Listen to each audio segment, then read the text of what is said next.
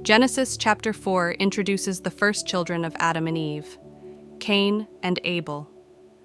Cain, the elder brother, became a farmer, tilling the soil. Abel, his younger brother, became a shepherd, tending to flocks. In the course of time, both brothers brought offerings to the Lord. Abel offered the best of his flock, while Cain brought some of the fruits of the soil. The scripture tells us that the Lord respected Abel and his offering, but he did not look favorably on Cain's offering. This deeply angered Cain. The Lord then spoke to Cain, "Why are you angry? Why is your face downcast? If you do what is right, will you not be accepted? But if you do not do what is right, sin is crouching at your door. It desires to have you, but you must rule over it." Rather than heed God's warning, Cain allowed anger and jealousy to fester. He invited Abel into the field, and there, in a tragic act of violence, Cain killed his brother. Afterward, the Lord asked Cain, "Where is your brother Abel?" Cain responded, "I do not know. Am I my brother's keeper?" But God, knowing what had happened, said, "What have you done? Your brother's blood cries out to me from the ground." Because of his sin, Cain was cursed. The ground would no longer yield crops for him, and he would become a restless wanderer on the earth.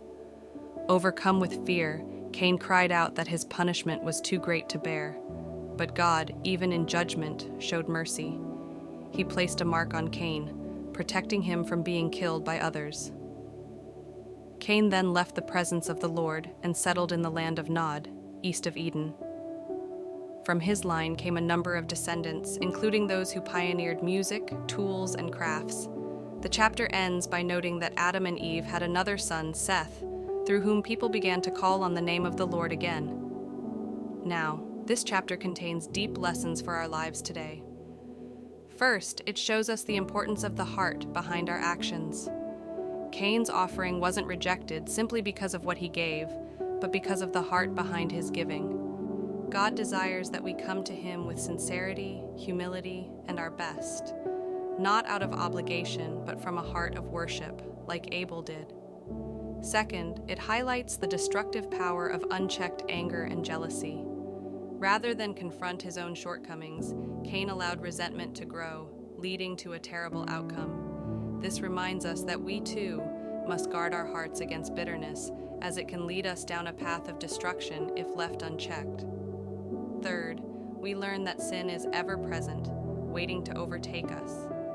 God's warning to Cain, "Sin is crouching at your door," is a powerful reminder that we must remain vigilant and resist sin's temptations before they take root in our lives. But there is also a message of God's justice and mercy. Though Cain committed a grievous sin, God did not abandon him. Even in punishment, God extended grace by protecting Cain from further harm. It's a reminder that though we face consequences for our actions, God's mercy is never far from us. Finally, the story ends with hope. Though Cain's line went astray, Adam and Eve were given another son, Seth, and through his descendants, people began to call on the name of the Lord once again. This teaches us that redemption is always possible, and even after great tragedy, God's plans continue to unfold.